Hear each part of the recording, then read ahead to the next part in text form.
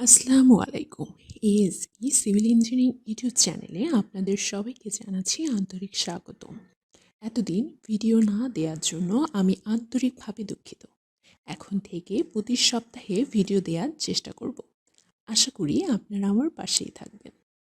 আজ জানব ফাউন্ডেশন কি, ফাউন্ডেশন কত প্রকার ও কী কী, ফাউন্ডেশনের ঢালাই পদ্ধতি, সতর্কতা এবং ইঞ্জিনিয়ারকে কী কী বিষয় চেক করতে হবে আমি খুব সহজভাবে বর্ণনা করার চেষ্টা করব। আশা করি আমার দেয়া তথ্যগুলো আপনার উপকারে আসবে। ফাউন্ডেশনের কাজে জীবনেও যেন ভুল না হয় সেজন্য ভিডিওটি পুরোটা মনোযোগ সহকারে দেখুন। ফাউন্ডেশন কি?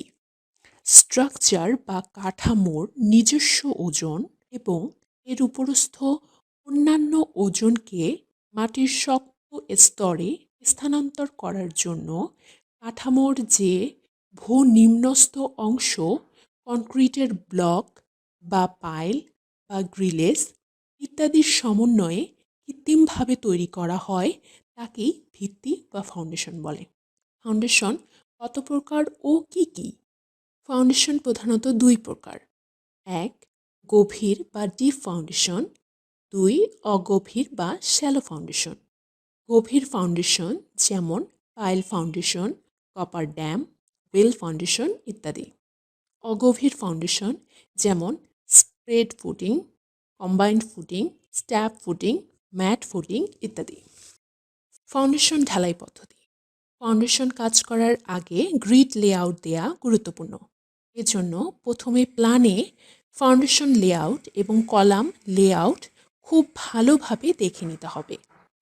লেআউট দেওয়ার আগে সাইট সম্পূর্ণভাবে পরিষ্কার করে নিতে হবে। এরপর লেআউট দেয়া শুরু করতে হবে। লেআউট দেওয়ার সময় ফুটিং এবং কলামের সেন্টার পয়েন্ট সঠিক করে নিতে হবে। এরপর ড্রয়িং বা প্ল্যানে মাটি কাটার গভীরতা যত আছে সেই অনুযায়ী মাটি কেটে নিতে হবে।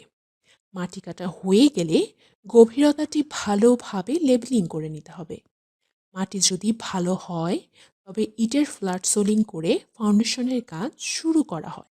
আর যদি মাটিটি ভালো না হয় তবে ডিজাইন ইঞ্জিনিয়ারের পরামর্শ অনুযায়ী মাটি ইমপ্রুভ করতে হবে।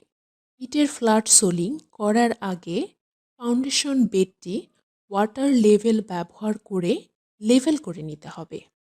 ফুটিংয়ের নিচে যদি কোনো পিট বা কুয়া থাকে তবে অভিজ্ঞ ইঞ্জিনিয়ারের পরামর্শ নিতে হবে।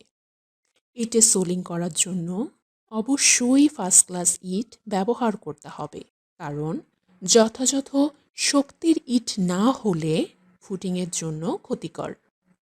সোলিং করার সময় ইটগুলো একটির সাথে আরেকটি গায়ে লাগিয়ে বিছিয়ে যেতে হবে এবং মাঝখানে যদি কোনো ফাঁকা জায়গা থাকে তবে সেটি বালু বা সামান্য সিমেন্ট দিয়ে বন্ধ করে দিতে হবে। আমাদের দেশে অনেক সময় সোলিংয়ের নিচে পলিথিন বিছানো হয়, কিন্তু এটা একদম ঠিক না। আমার চ্যানেলে সোলিংয়ের উপর একটি ভিডিও দেয়া রয়েছে, সেটার লিঙ্ক আমি ডেসক্রিপশন বক্সে এবং উপরে ডানে আই বাটনে দিয়েছি। আপনারা চাইলে সেটি দেখে নিতে পারেন।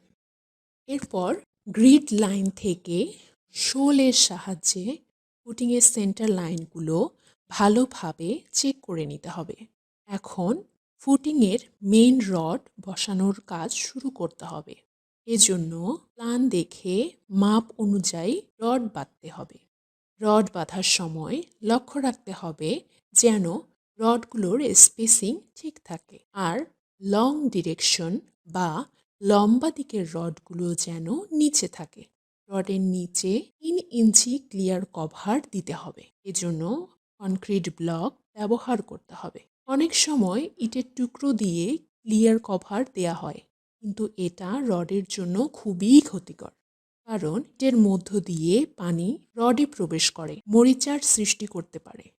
ফুটিংয়ের রডের পাশাপাশি কলামের রডে মাটাম দিয়ে টাই দিয়ে রেডি করে ফেলতে হবে। ফুটিংয়ের জালি বসানোর পর কলামের খাঁচা বসানো হয়। কলামটিকে সোজা রাখার জন্য বাঁশ দিয়ে সাপোর্ট দেয়া হয় আর শোল দিয়ে মাপগুলো ঠিক আছে কিনা চেক করতে হবে। ফুটিং ও কলামের রড বসানো হয়ে গেলে শাটারিং করতে হবে। শাটারিং করার জন্য ভালো মানের কাঠ, স্টিলের শাটার ব্যবহার করতে হবে। শাটার ঠিক রাখার জন্য বাঁশ বা কাঠ দিয়ে সাপোর্ট দেয়া হয়। ফুটিং ঢালাইয়ের পূর্বে ভালোভাবে পানি দিয়ে শাটার ও ফুটিং ভিজিয়ে ধুয়ে নিতে হবে। লক্ষ্য রাখতে হবে যেন পানি জমে না থাকে ঢালাইয়ের আগে। পানির উপর কখনোই ঢালাই ফেলা যাবে না, এতে কনক্রিট বা মশলার শক্তি কমে যায়। ফুটিং ঢালাই ফুটিংয়ের সেন্টার থেকে শুরু করে আস্তে আস্তে আউটসাইডে যেতে হবে। সরাসরি নিচে নেমে কনক্রিট বা মশলা ফেলতে হবে। কখনোই উপর থেকে কনক্রিট ফেলা যাবে না। অনেকে ডোঙ্গা ব্যবহার করে, এক্ষেত্রে লক্ষ্য রাখতে হবে ডোঙ্গা যেন খুব খাড়া না হয়। ডোঙ্গা ৪৫ ডিগ্রি অ্যাঙ্গেলে বসানো উচিত। খুব উপর থেকে কনক্রিট ফেললে সেগ্রিগেশন হতে পারে, এটা খুবই ক্ষতিকর। আমাদের দেশে ঢালাইয়ের সময় ভাইব্রেটর মেশিন ব্যবহার করা হয় না, এটা কনক্রিটের জন্য খুবই ক্ষতিকর। অবশ্যই ভাইব্রেটর মেশিন দিয়ে ভাইব্রেট করে কনক্রিটের সঠিক কম্প্যাকশন করতে হবে। ফুটিংয়ের ঢালাই শেষ হয়ে গেলে ফুটিংয়ের সারফেসটি ফিনিশিং করা হয় এবং কলামের জায়গা রাফ বা খড়খড়ে রাখা হয়। ফুটিং ঢালাই করার একদিন পর শর্ট কলাম ঢালাই করা হয়। কিউরিং কিভাবে কতদিন করতে হবে তার একটি ভিডিও আমার চ্যানেলে দেওয়া আছে, ডেসক্রিপশনে আমি এর লিংক দিয়ে দেব, আপনারা চাইলে দেখে নিতে পারেন। ফাউন্ডেশন ঢালাইয়ে ইঞ্জিনিয়ারকে যেসব বিষয়ে চেক দিতে হবে: ১. মাটি কাটার পর মাটির কন্ডিশন চেক করতে হবে। ২. ফুটিং এবং কলামের সেন্টার লাইন ঠিক আছে কিনা চেক করতে হবে। ৩. ফুটিং এর থিকনেস চেক করতে হবে। ৪. রডের স্পেসিং চেক করতে হবে। ৫. ক্লিয়ার কভার দেয়া আছে কিনা চেক করতে হবে। ৬. কোনো পিট বা কুয়া আছে কিনা চেক করতে হবে। ৭. রডগুলো ঠিক মতো যে তার দিয়ে বাঁধা হয়েছে কিনা চেক করতে হবে। ফাউন্ডেশন ঢালাইয়ে যেসব সতর্কতাগুলো অবলম্বন করতে হবে: ১. ফুটিংয়ের রডগুলোতে যেন মাটি লেগে না থাকে। মাটি লেগে থাকলে তা পরিষ্কার করতে হবে। মাটি লেগে থাকলে রড এবং ঢালাইয়ের সঠিকভাবে বন্ধন হয় না। ২. কলামের রড ৯০ ডিগ্রি বাঁকানোর জন্য এসিআই কোড ব্যবহার করতে হবে। ৩. ঢালাইয়ের সময় শাটারের ফাঁকা জায়গা দিয়ে যাতে সিমেন্ট পানি বের না হয়ে যায়, এজন্য পলিথিন বা কাগজ দিয়ে ফাঁকা স্থান বন্ধ করে দিতে হবে। আজ এই পর্যন্তই। সবাই ভালো থাকবেন, সুস্থ থাকবেন। আল্লাহ হাফেজ।